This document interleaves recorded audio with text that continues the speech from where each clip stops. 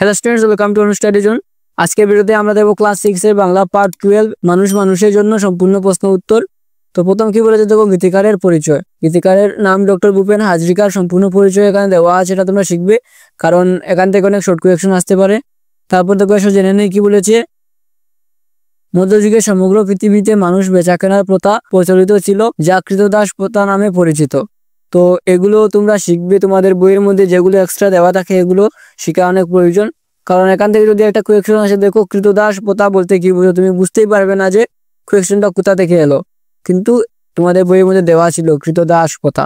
তো তোমরা এবার নোট করে নাও। তারপর দেখো নেক্সট কি বলেছে, 1 নম্বর কি বলেছে দেখো, নিচে দেওয়া শুদ্ধ উত্তরটি এই যে শুদ্ধ চিহ্ন এইভাবে দিয়ে আমরা কি করব, চিহ্নিত করো। তো নিচে কোন বাক্যটিতে গানটির মূল কথা প্রকাশ পেয়েছে, দেখো এই যে এই বাক্যের মধ্যে। তো এটার মধ্যে আমরা কিভাবে শুদ্ধ চিহ্ন দেব। তারপর এখানে দেখো, যদি দানব কখনো মানুষ হয়, যদি দানব কখনো, এইটা শুদ্ধ, তো এটার মধ্যে এভাবে শুদ্ধ চিহ্ন দেব। তো এই উত্তরগুলো তোমার কেন শুদ্ধ বলে মেনে হয়েছে তা তোমার সহপাঠীদের সঙ্গে আলোচনা করো। তো এটা তোমরা নিজে করবে। সহপাঠী মানে তোমার ক্লাসে তোমার বন্ধু আরো স্টুডেন্ট আছে, তাদের সঙ্গে আলোচনা করে তুমি কি করবে, এই উত্তরটা লিখবে। তারপর দেখো নেক্সট কি বলেছে, 2 নম্বর কি বলেছে, নিচের শব্দগুলোর অর্থ অভিধান দেখে লেখো। যেমন এই যে শব্দের অর্থ করব আমরা, সহানুভূতি, তারপর কি দেখো পণ্য, জীবিকা, ইতিহাস, ঐক্য, এই যে সম্পূর্ণ দেখো আমি অর্থ এখানে করে দিয়েছি। তারপর দেখো নেক্সট 3 নম্বর, উত্তর বলো এবং লেখো।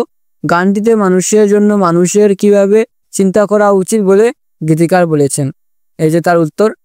আমি উত্তরগুলো পড়ছি না, কারণ উত্তরগুলো পড়লে ভিডিওটা অনেক লম্বা হয়ে যাবে। তো তোমরা স্ক্রিনশট নিয়ে নাও এই পার্টের। তারপর দেখো নেক্সট কি বলেছে, ক আর গো, সম্পূর্ণ উত্তর আমি এখানে করে দিয়েছি। তারপর দেখো নেক্সট কি বলেছে, গ, এই যে গো কি বলেছে, গানটির কোন কথাগুলোর সঙ্গে তুমি সহমত পোষণ করো এবং কেন। এই যে এই গানের এই কথার সঙ্গে আমি সহমত প্রকাশ করি, এই যে আমি উত্তর লিখে দিয়েছি। তারপর দেখো নেক্সট কি বলেছে, 4 নম্বর, উত্তর দাও আবার ক নম্বর কি বলেছে, গানটিতে কবি মানুষের প্রতি মানুষের সহানুভূতিশীল চিন্তা প্রয়োজন বলে কেন বলেছেন। এই যে তার উত্তর দেখো, তোমরা স্ক্রিনশট নিয়ে নাও। তারপর গানটিতে কোন কোন কথায় গীতিকারের মনের খুব প্রকাশ পেয়েছে, এই যে দেখো তার উত্তর। তো তোমরা এবার স্ক্রিনশট নিয়ে নাও, অথবা তোমরা এগুলো সাথে সাথে নোট করতে পারো। তারপর দেখো নেক্সট কি বলেছে, গ। তারপর দেখো 5 নম্বর কি বলেছে, নিচের অংশটির গদ্যরূপ লেখো। এই যে বলো কি তোমার ক্ষতি, এই যে কবিতার মতো করে দেওয়া আছে, এটার কি গল্পের মতো করে আমরা লিখবো, এই যে আমি লিখে দিয়েছি দেখো। তারপর দেখো নেক্সট কি বলেছে, 6 নম্বরের গানটির মূল বক্তব্য নিজের ভাষায় লেখো। এটা একটু লম্বা হবে, এই যে এতটুকু পর্যন্ত তার উত্তর। তোমরা স্ক্রিনশট নিয়ে নাও। এটা যদি এক্সামে যদি আসেও তোমাদের 5 মার্ক বা তার থেকে বেশি দেওয়া থাকতে পারে। তো তোমরা এটা শিখবে, কারণ এক্সামে যদি আসে আর তোমরা যদি না লেখো তাহলে 5 মার্ক কিন্তু তোমাদের মাইনাস হয়ে যাবে। তারপর দেখো নেক্সট কি বলেছে, 7 নম্বর, নিচের শব্দগুলোর নৈর্থক রূপ লেখো। নৈর্থক মানে না, যেমন যাব না, দেখছে না, পড়ছে না, এভাবে নৈর্থক রূপ।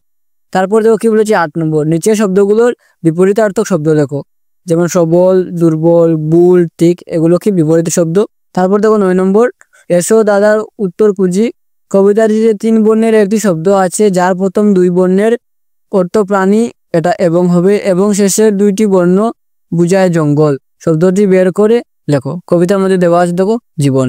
দেখো কি বলেছে, জীবনের প্রথম এই যে 2 বর্ণ, জীব কি বুঝাচ্ছে, এই যে একটা প্রাণী। প্রথম অর্থ কি বুঝায় দেখো, বলেছে প্রাণী, আর পরের 2টি শব্দ জঙ্গল বুঝাচ্ছে, যে বন মানে কি জঙ্গল। তো এইটা হলো কি আমাদের দাদার উত্তর। তারপর কি বলেছে দেখো, এসে জেনে নেই। তো এবার তোমরা ভিডিও স্কিপ করবে না, কারণ অনেক ইম্পর্টেন্ট টপিক এবার আমরা পড়তে যাচ্ছি। তো দেখো এটা যদি তোমরা না জানো, তোমরা কিন্তু এই যে 10 নম্বর কোয়েকশনের উত্তর করতে পারবে না, তাই তোমরা ভিডিও স্কিপ করবে না। তো কি বলেছে, নিচের বাক্য লক্ষ্য করো। যেমন রাজু বই নিয়ে স্কুলে গেল। বাক্য কি, রাজু বই নিয়ে স্কুলে গেল। তো বাক্যটিতে নিয়ে এবং গেল 2টি ক্রিয়াপদ রয়েছে। কি ক্রিয়াপদ, কি নিয়ে আর কি দেখো গেল, এই 2টা হলো আমার কি বাক্যের মধ্যে ক্রিয়াপদ। এই যে তোমার নিয়ে, এই যে তোমার কি গেল, এই 2টি আমার ক্রিয়াপদ। তো গেল ক্রিয়াপদের দ্বারা স্কুলে যাওয়ার কাজ শেষ হয়েছে বুঝাচ্ছে। তো রাজু বই নিয়ে স্কুলে গেল, তো গেল ক্রিয়াপদের দ্বারা কি বুঝাচ্ছে, কাজ শেষ হয়ে গেছে, স্কুলে যাওয়ার কাজ শেষ হয়েছে একদম। তো এই ধরনের ক্রিয়াপদকে সমাপিকা ক্রিয়া বলে, অর্থাৎ যে ক্রিয়াপদের দ্বারা কোনো কাজ শেষ হয়েছে বুঝায় এবং বাক্যের অর্থ সম্পূর্ণ প্রকাশ করে তাকে সমাপিকা ক্রিয়া বলে। যদি এক্সামে যদি আসে তোমাদের সমাপিকা ক্রিয়া বলতে কি বুঝো, এখান থেকে এই যে এতটুকু পর্যন্ত ব্র্যাকেট পর্যন্ত তার উত্তর হবে। তো আমি তোমাদের এবার আবার বুঝিয়ে দিচ্ছি। কি বলেছে, যে ক্রিয়াপদের দ্বারা কোনো কাজ শেষ হয়েছে বুঝায়। এই যে গেল কি বলেছে দেখো, কাজ শেষ হয়ে গেছে এবং কি বাক্যের অর্থ সম্পূর্ণ প্রকাশ করে। আর কি করে বাক্যের অর্থ সম্পূর্ণ প্রকাশ করে তাকে কি বলে, সমাপিকা ক্রিয়া। তারপর দেখো কি বলেছে, কিন্তু বাক্যে নিয়ে। তো দুটি সমাপিকা ক্রিয়া, এই যে নিয়ে আর গেল, ক্রিয়াপদটির দ্বারা বাক্যের সম্পূর্ণ অর্থ প্রকাশ পায়নি বা কাজ সম্পূর্ণ হয়েছে বুঝায়নি। তো এই যে নিয়ে ক্রিয়াপদটি দেখো বাক্যের সম্পূর্ণ অর্থ প্রকাশ পায়নি আর কি করেছে, কাজ সম্পূর্ণ হয়নি, এই ধরনের ক্রিয়াপদকে অসমাপিকা ক্রিয়া বলে। তো আমি আশা করি যে তোমরা সমাপিকা ক্রিয়া আর অসমাপিকা ক্রিয়ার অর্থ বুঝতে পেরেছো।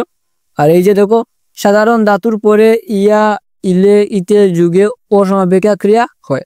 যদি এগুলো যুগ থাকে তাহলে কি হবে, অসমাপিকা ক্রিয়া হবে সবসময়। তারপর দেখো নেক্সট কি বলেছে 10 নম্বর। এবার আমরা 10 নম্বর কোয়েশ্চনের উত্তর করতে পারবো।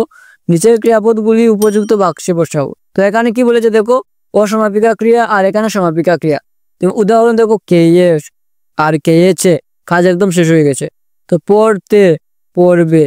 তো এরকম সম্পূর্ণটা আমি করে দিয়েছি, তোমরা স্ক্রিনশট নিয়ে নাও। আর যদি তোমাদের ডাউট থাকে তোমরা নিশ্চয়ই আমাকে কমেন্ট করবে। তারপর দেখো কি বলেছে 11 নম্বর।